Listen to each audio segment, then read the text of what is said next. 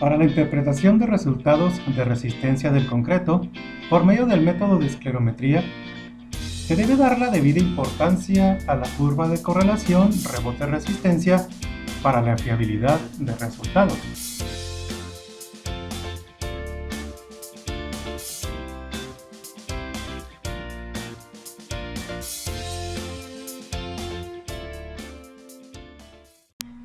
Le damos la bienvenida al canal y en esta ocasión le hablaremos de cómo se pueden construir curvas de correlación propias para un mejor desempeño del uso del método de esclerometría que usted lleve a cabo en una estructura. Quédese al final del video, apóyenos con su like y suscríbase. Comenzamos.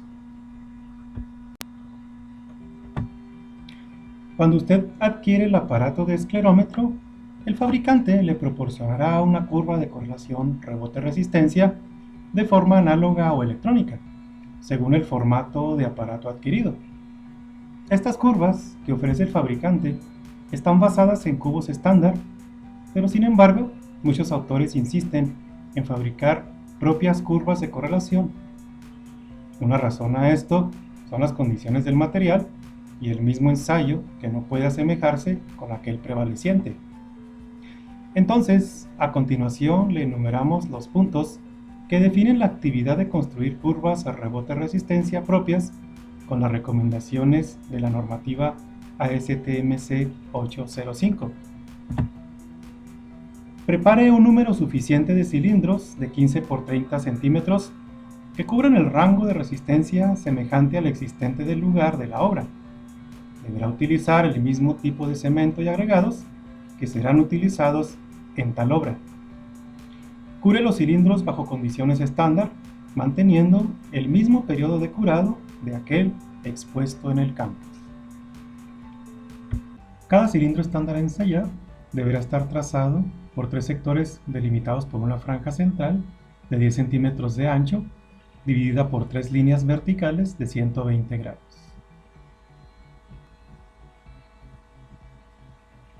En cada sector se aplicarán 5 lecturas con el esclerómetro, como se detallará más adelante. La condición de humedad que se pide en el cilindro es la condición saturada.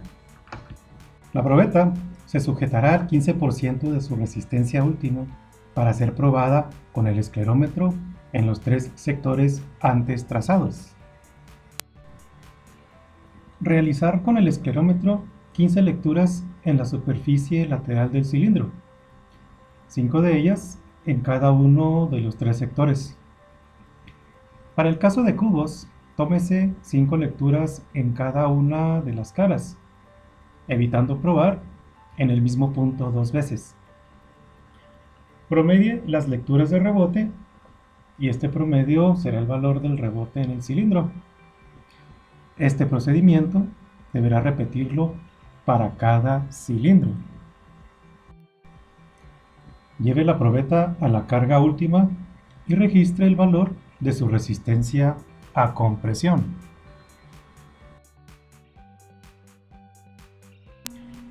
Los datos obtenidos en rebote y resistencia a compresión de cada cilindro pueden introducirse en un formato que le resulte conveniente para que pueda determinar los puntos que formarán su curva rebote-resistencia con datos básicos de la estadística.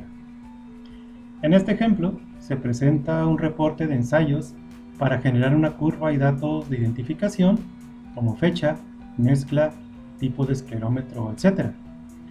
Se puede trabajar con una plantilla de hoja de cálculo, que puede ser útil para construir la curva.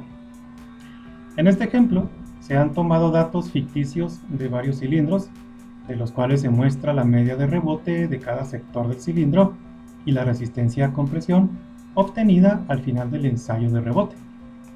En este ejemplo, la curva está ajustada a una geometría de segundo orden.